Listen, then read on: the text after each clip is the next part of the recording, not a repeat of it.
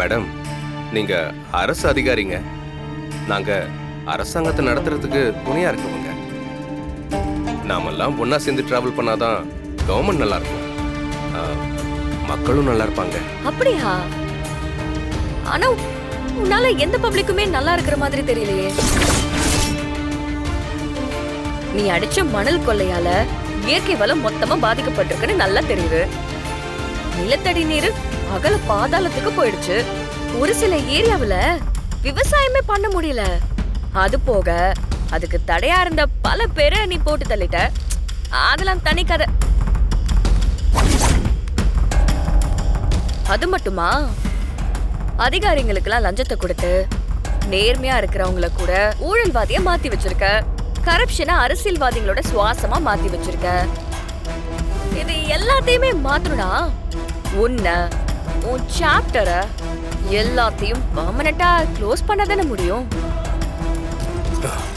வேண்டாம் வீரா, என்ன பத்தி உனக்கு தெரியாது. என்ன ஆதி சார் எழுந்திருச்சிட்டீங்க? டென்ஷனா இருக்கீங்களா? இந்தாங்க தண்ணி குடிக்கிறீங்களா? ஓ, இப்ப சார் என்ன திட்ட வந்திருக்கீங்களா? சார், இந்த மிரட்டல் உருட்டலுக்கெல்லாம் இந்த வீரா பயப்பட மாட்டான்னு உங்களுக்கு தெரியாதா? என்ன மிஸ்டர் ஆதி, நேத்து வரைக்கும் நான் தனி ஆளு. இன்னைக்கு எனக்குன்னு ஒரு ஃபுல் பேக்கப்பே இருக்கு. என் மேல ஒரு துரும்பு பட்டாலும் உன்னை அப்படியே செதில் செதில செதச்சிருவா மாற.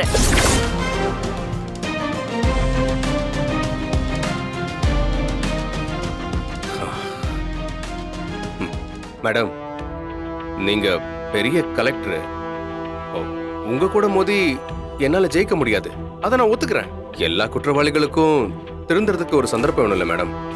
இந்த ஒரே ஒரு தடவை கொஞ்சம் கண்டுக்காம விட்டுருங்களேன். இதுக்கப்புறம் நான் இதை கொஞ்சம் கொஞ்சமா குறைச்சிடுறேன். நீங்க நினைக்கிற மாதிரி ஒரு ஜென்யூனான பொலிட்டீஷியனா, ஒரு பிசினஸ் மேனா நான் நடந்துக்கிறேன்.